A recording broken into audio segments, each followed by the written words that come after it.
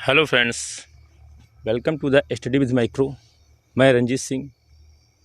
Current मुद्दों को लेकर के जो इन्वायरमेंट इकोलॉजी से संबंधित हैं और आने वाली एग्ज़ाम में काफ़ी हेल्पफुल होने वाले हैं। तो फ्रेंड्स, शुरू करते हैं आज की वीडियो और पहला क्वेश्चन देखते हैं। वन भारतीय संविधान की किस सूची में शामिल है? तो फ्रेंड्स, क्वेश्चन क्या है? वन फॉरेस्ट भारतीय संविधान की किस सूची में शामिल है? तो इसका सही फ्रेंड्स आंसर हो जाएगा आपका समवर्ती सूची। समवर्ती सूची। तो आइए इसकी व्याख्या देख लेते हैं। तो फ्रेंड्स, बीते दिनों इसका सही ऑप्शन क्या हो जाएगा? ऑप्शन सी हो जाएगा। बीते दिनों दुनिया भर में अंतर्राष्ट्रीय वन दिवस मनाया गया। जैसा कि आप जानते हैं, अंतर्राष्ट्रीय वन दिवस 21 मार्च को मनाया जाता है। उद्देश्य क्या है इसका? महत्व क्या है? तो अगर देखा जाए तो वनों के महत्व के बारे में वैश्विक ग्लोबल यानी कि वर्ल्ड लेवल पर यानी कि वनों के महत्व के बारे में जागरूकता फैलाने के लिए इसको मनाया जाता है। और जहाँ तक कि मैं आपको बता दूं कि भारत में जो फॉरेस्ट है, वन, राष्ट्रीय स्तर नेशनल लेवल पर इसकी कोई स्वीकृत स्पष्ट परिभाषा नहीं है। ये भी आपको ध्यान रखना होगा। तो यहाँ से क्वेश्चन क्या बनेगा? वन किस सूची में शामिल है? तो फ्रेंड्स, समवर्ती सूची में शामिल है। और कब मनाया जाता है? 21 मार्च को मनाया जाता है अंतर्राष्ट्रीय वन दिवस। और राष्ट्रीय वन की यानी कि आपकी जो भारत में जो अपना नेशनल लेवल पर अगर बात किया जाए वन की डेफिनेशन की, तो उसका कोई भी स्पष्ट परिभाषा नहीं दी गई है। चलिए नेक्स्ट। वनों की परिभाषा निर्धारित करने के लिए राज्य जिम्मेदार है। पहले राज्य सूची का विषय था ही, इसीलिए तो वनों की अगर कोई परिभाषा डेफिनेशन देना है स्पेशली, तो राज्य की जिम्मेदारी है। भारतीय संविधान की 7वीं अनुसूची में वनों को समवर्ती सूची में शामिल किया गया। और ये कब किया गया? तो ये किया गया 1976 में। 42वें संविधान संशोधन 1976 के द्वारा वन्यजीवों और पक्षियों के संरक्षण को राज्य सूची से निकाल करके समवर्ती सूची में स्थानांतरित कर दिया गया। तो यहाँ पर काफ़ी क्वेश्चन आपके एग्जाम में बनने वाले हैं। कि सबसे पहले तो बताया गया था अभी प्रीवियस स्लाइड में कि नेशनल लेवल पर वन की डिफिनीशन कोई निर्धारित नहीं है। और डिफिनीशन यानी वनों की परिभाषा की डिफिनीशन अगर निर्धारित करना भी है तो जिम्मेदारी किसकी है? वो राज्य स्टेट की जिम्मेदारी है। समवर्ती सूची में वन को शामिल किया गया है वर्तमान में। पहले किस में था? ये राज्य सूची में था। संविधान की 7वीं अनुसूची में वनों को समवर्ती सूची में शामिल कर दिया गया है। और ये ऐसा किया कब गया? तो 42वें संविधान संशोधन 1976 के द्वारा 5 विषय थे जिनको निकाल करके शामिल किया गया था, यानी कि जिनमें संशोधन किया गया। तो उनमें से ही एक आपका था वन्यजीव और एक आपका था वन। इनको दोनों को निकाल करके समवर्ती सूची में शामिल कर दिया गया था। तो ये ध्यान रखिएगा। और 21 मार्च को मनाया जाता है इंटरनेशनल फॉरेस्ट डे। तो चलिए नेक्स्ट क्वेश्चन पर बढ़ते हैं। हाल ही में समाचार पत्रों में रहा एक्सोस्टोमा धृतिया। जो धृतिया है ये क्या है? ये शब्द संबंधित है तो किस फील्ड से संबंधित है? एक्सोस्टोमा धृतिया जो शब्द हाल ही में चर्चा में रहा है, इसका संबंध किससे है? तो इसका फ्रेंड्स संबंध है, एक प्रजाति है आपकी कैट फिश। क्या है? कैट फिश प्रजाति है, उससे इसका संबंध है एक्सोस्टोमा धृतिया का। तो आइए देखते हैं इसकी व्याख्या। हाल ही में जूलॉजिकल सर्वे ऑफ इंडिया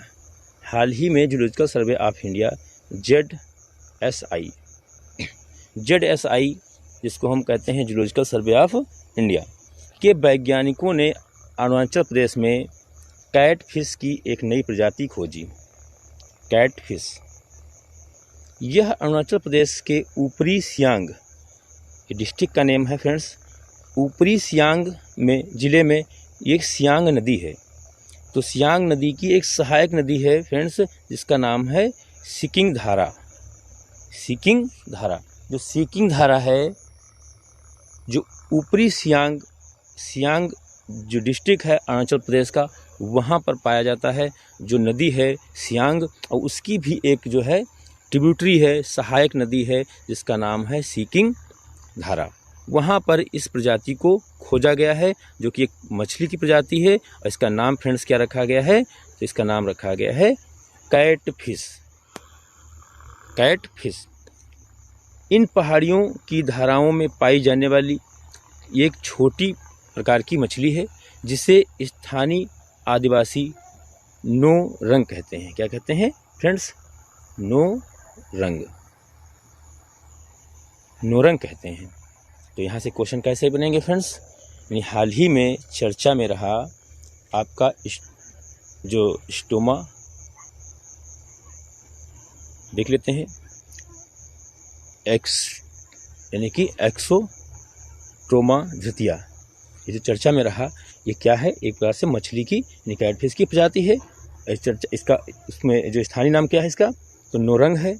ये कहाँ पाई जाती है? तो आपने देखा भी, उत्तरी सियांग जो है, उत्तरी जो सियांग जिला है अरुणाचल प्रदेश का, वहाँ पर पाई जाती है। जो सियांग नदी है उसी की एक ट्रिब्यूटरी नदी है, ठीक है फ्रेंड्स, वहाँ पर जो है पाई जाती है, जिसका नाम ही इस मछली के नाम पर रखा गया है, जिसका नाम है सीकिंग धारा। तो ये क्वेश्चन यहाँ से आपको ध्यान रखना है।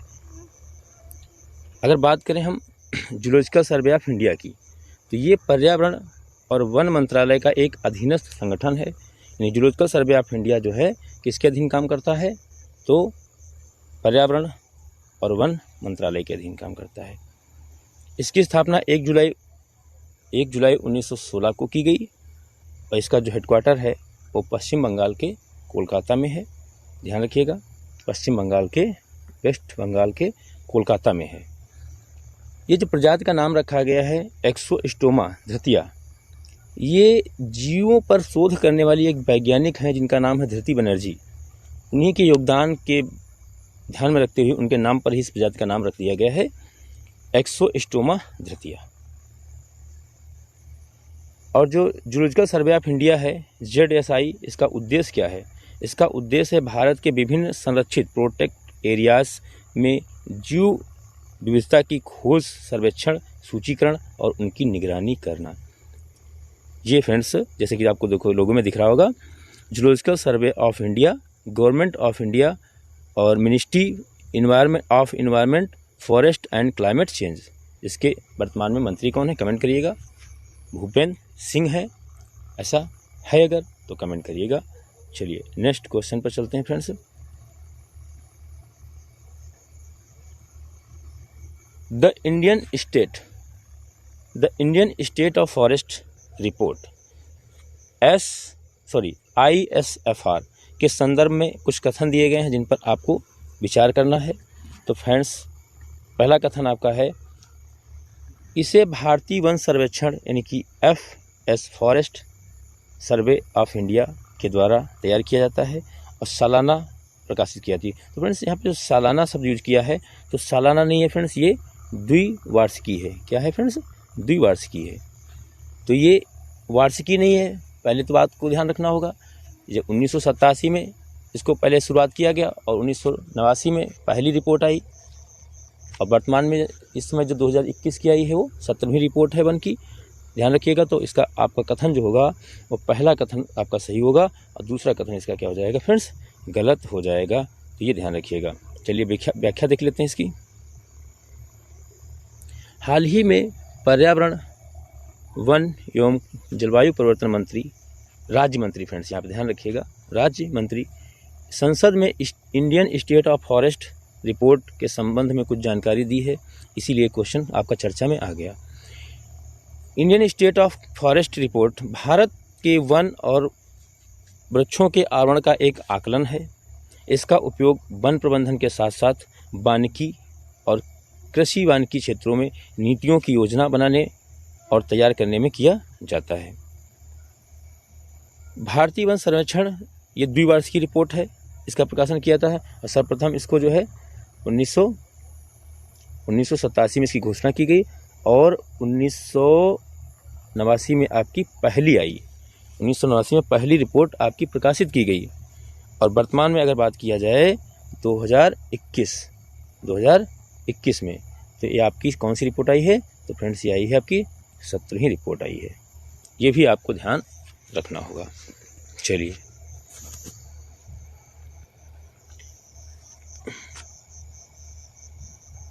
यहाँ पे देखो वही चीज़ बताई गई जो मैंने आपको बताया पिछले स्लाइड में। पहला सर्वेक्षण कब आया? 1987 में आया। और देखो 21 में 17वीं द्विवार्षिक आकलन आई। और भारतीय वन सर्वेक्षण जो है केंद्रीय पर्यावरण वन एवं जलवायु परिवर्तन मंत्रालय के अधीन एक संगठन है, forest survey of India.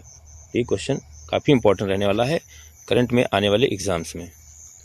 Next question, national bird wild life board, तो ये क्या है फ्रेंड्स? राष्ट्रीय वन्य जीव बोर्ड के संदर्भ में निम्नलिखित कथन पर विचार करिए। पहला कथन आपको देखना है, कह रहा है वन्य जीव संरक्षण अधिनियम के तहत यह एक वैधानिक बोर्ड है और इसकी अध्यक्षता भारत के प्रधानमंत्री करते हैं। तो आइए देखते हैं इसकी व्याख्या। तो फ्रेंड्स इसका ऑप्शन तो पहले सही है, आपका ऑप्शन सही है सी। तो पहले तो इसका ऑप्शन देख लीजिए, आपका सही सी है, यानी कि आपके दोनों कथन क्या हैं? सही हैं। यानी कि जो वन्य जीव संरक्षण अधिनियम है उसके अंतर्गत ही आपकी राष्ट्रीय वन्य जीव बोर्ड की स्थापना की गई और इसके अध्यक्ष जो होते हैं पीएम होते हैं। तो वर्तमान में कौन है? वर्तमान में इसके पीएम ही अध्यक्ष हैं, जो कि श्री नरेंद्र दामोदर दास मोदी हैं। तो ये भी आपको ध्यान रखना है। चलिए व्याख्या देख लेते हैं। सड़क परिवहन राज्य मंत्रालय और वन्यजीव संरक्षण के लिए राष्ट्रीय वन्यजीव board, national wild life board द्वारा निर्धारित सभी आवश्यक कदम उठाए जा रहे हैं। यह जानकारी केंद्रीय सड़क परिवहन राज्य मंत्री ने दी, लोकसभा में ही कही। और ये भी देखो इसीलिए चर्चा में आ गया क्योंकि इसको हाल ही में लोकसभा में उठाया गया। तो नेशनल वाइल्ड लाइफ बोर्ड जो है NBWL, ये वन्य जीव संगठन यानी कि संरक्षण अधिनियम 1972 के अधीन गठित एक वैधानिक बोर्ड है। इसलिए आपका कथन ये सही हो जाएगा। ये ध्यान रखिएगा, चर्चा में रहा है तो काफ़ी इंपॉर्टेंट रहने वाला है। तो इसके अध्यक्ष कौन होते हैं? प्रधानमंत्री होते हैं। और जो नेशनल यानी कि NBWL है, जो ये किस वन्यजीव संरक्षण अधिनियम 1972 के तहत इसको गठन किया गया और ये एक वैधानिक बोर्ड है, लीगल बॉडी है, ये ध्यान रखिएगा फ्रेंड्स। चलिए नेक्स्ट क्वेश्चन देखते हैं। नेक्स्ट क्वेश्चन से पहले ही देखो एक स्लाइड आपकी बची हुई है जिस पे ये बताया गया है कि 1972 जो आपका वाइल्ड लाइफ यानी कि एक्ट है, जिसमें इस अधिनियम में इस बोर्ड के गठन का प्रावधान नहीं था। साल 2002 में वन्यजीव अधिनियम में संशोधन किया गया, उसके बाद इसको जो है बनाया गया। तो प्रेजेंट टाइम अगर देखा जाए इस समय तो ये है इसमें। लेकिन अगर बात करें 1972 जो अधिनियम था आपका WPA wild life protection act जो था आपका, उसमें इसको शामिल तुरंत नहीं किया गया था। बट इसमें जो संशोधन किया गया WPA एक्ट में, यानी कि 1972 के एक्ट में 2002 में जब संशोधन किया गया, देन उसके बाद इसका जो आपका था वन्यजीव अधिनियम के तहत इस बोर्ड का जो है फ्रेंड्स गठन किया गया, नेशनल वाइल्ड लाइफ बोर्ड का गठन किया गया। तो ये क्वेश्चन आपको ध्यान रखना होगा। और इसके प्रधानमंत्री होते हैं, अध्यक्ष प्रधानमंत्री होते हैं और इसके प्रधानमंत्री अध्यक्ष होते हैं और पर्यावरण जलवायु परिवर्तन मंत्री जो होते हैं इसके उपाध्यक्ष होते हैं। इसलिए आपको ध्यान रखना दोनों विकल्प सही हैं। इस बोर्ड का जो काम होता है वो है वन्यजीव और वन संरक्षण विकास को बढ़ावा देना, इसका प्रमुख कार्य है। तो फ्रेंड्स पढ़ते हैं नेक्स्ट क्वेश्चन पे। और नेक्स्ट क्वेश्चन है आपका भारतीय जैव विविधता के संदर्भ में इंडियन ब्लैक टर्टल जो है वो फ्रेंड्स इंडियन ब्लैक टर्टल जो IUCN है, international union for conservation of nature में इसकी स्थिति क्या है, उसकी किस लिस्ट में ये शामिल है फ्रेंड्स। तो आइए देखते हैं किस लिस्ट में शामिल है। तो इसका विकल्प देख लेते हैं। विकल्प इसका सही है आपका ए, इसका विकल्प सही है ए। तो फिर देखते हैं लीस्ट कंसर्न लिस्ट में शामिल है फ्रेंड। ये लिस्ट किसकी है? ये लिस्ट किसकी है? रेड लिस्ट जिसको बोलते हैं फ्रेंड्स, क्या बोलते हैं? रेड लिस्ट जो होता है वो IUCN ही जारी करता है फ्रेंड्स, ये भी आपको ध्यान रखना होगा। तो जो भारतीय जैव विविधता में देखने को मिलता है Indian black turtle, Indian black turtle जो कछुए की एक प्रजाति होती है उसको लीस्ट कंसर्न सूची में शामिल किया गया है। व्याख्या देख लेते हैं इसकी। हाल ही में तमिलनाडु पुलिस ने 2 व्यक्तियों से 46 जीवित इंडियन ब्लैक टर्टल को जब्त कर लिया है। यानी कि जो वो होती है नहीं, जो वन्य जीव होते हैं उनकी जो मॉनिटरिंग की जाती है पुलिस के विभाग के द्वारा, वहाँ पर जो है एक प्रकार से देखा जाए तस्करी करते हुए इनको वॉचिंग करते हुए पकड़ा गया 2 व्यक्तियों को 46 जीवित इंडियन ब्लैक टर्टल के साथ, और तमिलनाडु पुलिस ने इन्हें अपने कब्जे में ले लिया। इन व्यक्तियों के खिलाफ जो आपका WPA है 1972 का, ये फ्रेंड्स बार बार शब्द आ जाता है, वर्ल्ड यानी कि जो W है world life, P for protection, A for act, तो WPA 1972 के अधीन इसमें जो है जैव विविधता अधिनियम भी है 2002 का। इसके तहत इन दोनों के तहत कभी भी अगर वाइल्ड लाइफ प्राणी या पादप हैं, अगर उनका आप तस्करी कर रहे हैं, पोचिंग कर रहे हैं, उसको इलीगली तरीके से उसको क्षति पहुंचा रहे हैं, तो आपको ध्यान रखना है जैव विविधता अधिनियम 2002 के तहत और वर्ल्ड लाइफ प्रोटेक्शन एक्ट 1972 के तहत आप पर मामला दर्ज हो जाएगा और आप सज़ा के पात्र हो जाएंगे। तो IUCN जो है IUCN है उसकी रेड लिस्ट में लीस्ट कंसर्न के रूप में इसे सूचीबद्ध किया गया है। तो इसका फ्रेंड सही विकल्प आपका हो जाएगा ए। नेक्स्ट, विश्व डाउन सिंड्रोम दिवस, विश्व डाउन सिंड्रोम दिवस, वर्ल्ड सिंड्रोम डे 2023 की थीम क्या है? इसकी थीम क्या है? तो आइए देखते हैं इसकी थीम क्या है, इसका विकल्प कौन सा सही है। तो विकल्प इसका फ्रेंड सही है आपका ऑप्शन ए, ऑप्शन ए आपका सही हो जाएगा। तो व्याख्या देख लेते हैं इसकी। वर्ल्ड डाउन सिंड्रोम डे हाल ही में मनाया गया है, इसकी थीम देखना है।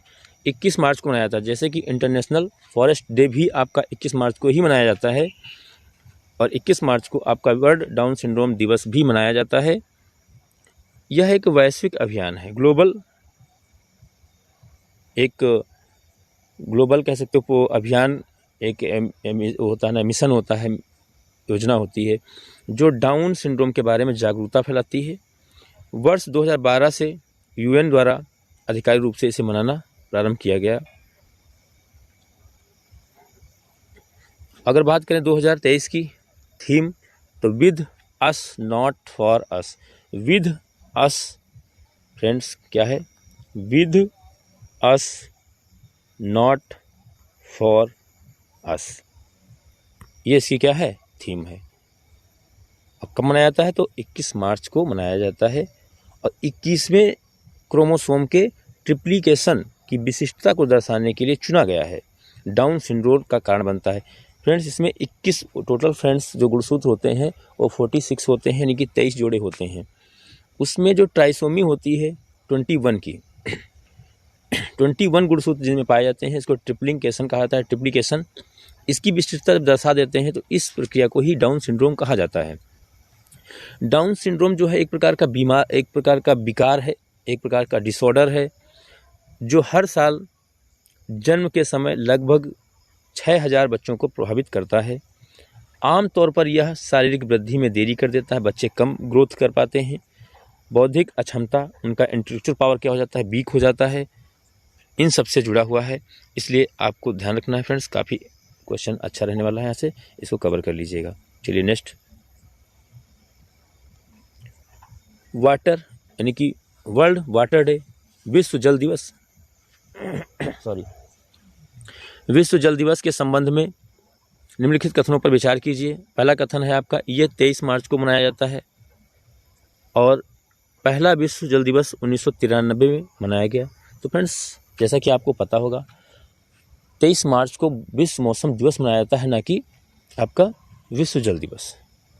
तो आपका पहला कथन तो बिल्कुल गलत हो जाता है, पहला कथन तो बिल्कुल गलत हो जाता है। और बात करते हैं दूसरा, तो आपका व्याख्या देख लेते हैं, फिर आपको इसको आप चेक कर लीजिएगा। तो आप देखिए जैसे कि पहला आपका जो है कथन गलत हो जाएगा और इसका ऑप्शन सी हो जाएगा, बी हो जाएगा जो का सही हो जाएगा। यानी सबसे पहले इस दिवस को 1993 में मनाया गया था। तो और जो है मनाया का पता यहाँ पे 22 होगा फ्रेंड्स, 22 मार्च होगा। क्या होगा? 22 मार्च होगा, ना कि 23 मार्च। 23 मार्च बिल्कुल गलत हो जाएगा। चलिए फ्रेंड्स व्याख्या देख लेते हैं इसकी। हाल ही में विश्व जल दिवस मनाया गया। पानी के महत्व को उजागर करने के लिए, वैश्विक जल संकट के बारे में जागरूकता फैलाने के लिए 22 मार्च को विश्व जल दिवस मनाया गया, वर्ल्ड वाटर डे। इस दिवस को मनाने का संकल्प पहली बार 22 दिसंबर 1992 को लिया गया। फ्रेंड्स, पहली बार 22 दिसंबर 1992 को संयुक्त राष्ट्र संघ महासभा, यूएन असेंबली जो है, यूएन जनरल असेंबली, इसके तहत इसको मनाने की बात कही गई और वर्ष 1993 में पहली बार वर्ल्ड वाटर डे मनाया गया। तो फ्रेंड्स, यहाँ से 2-3 क्वेश्चन आपको ध्यान रखना है कि जल दिवस कब मनाया जाता है? विश्व जल दिवस तो 22 मार्च को मनाया जाता है। एक क्वेश्चन, क्यों? वैश्विक स्तर पर जल संकट के बारे में जागरूकता उत्पन्न करना और पानी के महत्व को बताना। 22 दिसंबर 1992 को यूएन महासभा द्वारा इसको अपनाया गया। मनाया कब गया? तो 1993 में इसको पहली बार मनाया गया। तो ये काफ़ी इंपॉर्टेंट फैक्ट रहेगा। इस प्रकार इसका विकल्प सही हो जाएगा आपका बी। और जो इसका थीम है वो है जल और स्वच्छता संकट को हल करने के लिए परिवर्तन में तेजी लाना, accelerating the change to solve the water sanitation crisis. ये आपका इसका जो है थीम है। तो 2023 का थीम क्या है? Accelerating change. और यहाँ पे लिखा है accelerating the change to solve the water and sanitization crisis. Next, विश्व मौसम विज्ञान दिवस, वर्ल्ड मेट्रोलॉजिकल यानी कि ऑर्गेनाइजेशन, इसके बारे में कहा गया यह एक गैर सरकारी संगठन है। यह संयुक्त राष्ट्र संघ की एक एजेंसी नहीं है। आइए देखते हैं क्या दोनों कथन सही हैं या दोनों गलत हैं, या कौन सा विकल्प सही है कौन सा विकल्प गलत है। इसकी उत्पत्ति जो है इसकी उत्पत्ति अंतर्राष्ट्रीय मौसम विज्ञान इंटरनेशनल यानी कि मेट्रोलॉजिकल ऑर्गेनाइजेशन जो है, जिस वर्ष 1873 इसमें वियना में सम्मेलन हुआ था। यानी वियना में अंतर्राष्ट्रीय मौसम विज्ञान कांग्रेस के बाद इसकी स्थापना हुई। तो इसका मुख्यालय अगर पूछा जाए IMO का तो वियना में है। 23 मार्च 1950 को वर्ल्ड मेट्रोलॉजी ऑर्गेनाइजेशन का जो है कन्वेंशन अनुसमर्थन द्वारा स्थापित किया गया। यह एक संयुक्त राष्ट्र संघ की एजेंसियों में से एक है, इसलिए कहा गया। इसलिए कथन 2 भी क्या है? सही नहीं है। तो विकल्प डी सही है। यानी कि इसका पहला कथन अभी देख लेते हैं। इसका मुख्यालय जिनेवा स्विट्जरलैंड में स्थित है। ये देख लेते हैं। ये देखो, इसका कहा गया है ये सरकारी संगठन है, एक गैर सरकारी संगठन नहीं, यूएन का है। ये दोनों के दोनों कथन आपके क्या हो जाएंगे? दोनों के दोनों कथन आपके गलत हो जाएंगे। तो इसका सही आंसर हो जाएगा विकल्प डी, ना तो पहला ना तो दूसरा। इसके दोनों विकल्प क्या हो जाएंगे फ्रेंड्स? गलत हो जाएंगे। इसकी उत्पत्ति जो बता ही दिया गया 23 मार्च को। इसके लिए दोनों, इसका मुख्यालय याद रखिएगा फ्रेंड्स आप, इसका मुख्यालय याद रखिएगा जिनेवा स्विट्जरलैंड में है। और इसकी स्थापना कब की गई है? 23 मार्च 1950 को की गई है। और ये जो है समझौता कौन है? तो वियना एग्रीमेंट था, समझौता था। 1873 में इसकी बात हुई और स्थापना हुई। मौसम विज्ञान से संबंधित है, ये भी ध्यान रखिएगा। नेक्स्ट क्वेश्चन है, किस अधिनियम के तहत जैव विविधता विरासत, इसको हम कहते हैं BHS, जैव विविधता स्थल जो है घोषित किए गए? किस अधिनियम के तहत? जैसा कि फ्रेंड्स आपको दिख रहा है वन्य जीव, तो जैव विविधता की बात कर रहा है। तो फ्रेंड्स इसका आंसर आपका क्या हो जाएगा? जैव विविधता अधिनियम 2002 के तहत जैव विविधता विरासत स्थल घोषित किए गए। चलिए व्याख्या देख लेते हैं इसकी।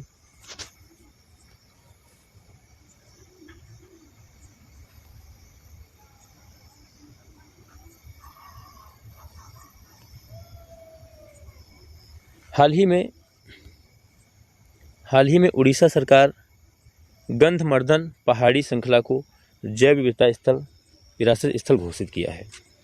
तो ये किसके द्वारा? ये जैविक विविधता अधिनियम 2002 के द्वारा। उसकी धारा जो है 37, धारा 37 के अंतर्गत ये राज्य को पावर दिया गया है। फ्रेंड्स याद रखिएगा, जो जैव विविधता विरासत स्थल हैं जिनको हम BHS कहते हैं, यह हाल ही में उड़ीसा सरकार ने अभी गंधमर्दन पहाड़ी श्रृंखला को घोषित किया है। इस चित्र में आपको दिख रहा है। ये कंधमाल जिले में है, ये इतना इंपॉर्टेंट नहीं रहेगा फ्रेंड्स, बस ये आपको ध्यान रखना है। ये महेंद्रगिरी हिल रेंज में आता है और ये उड़ीसा का तीसरा जैव विविधता विरासत स्थल है। कौन घोषित करता है? तो ये धारा 37 जो आपकी है,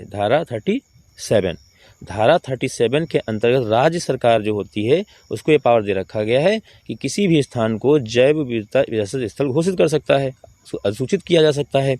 और जैव विविधता जो है अधिनियम क्या है? 2002 है। अगर पूछा जाए फ्रेंड्स जैव विविधता दिवस कब मनाया जाता है, तो 22 मई को मनाया जाता है, ये भी आपको ध्यान रखना होगा।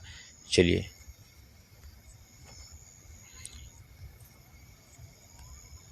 साथ ही धारा अगर 37 की बात की जाए तो धारा 37 की उपधारा 2 है। इसके तहत राज्य सरकार केंद्र सरकार के परामर्श से इन स्थलों के प्रबंधन और संरक्षण के लिए नियम बनाती है।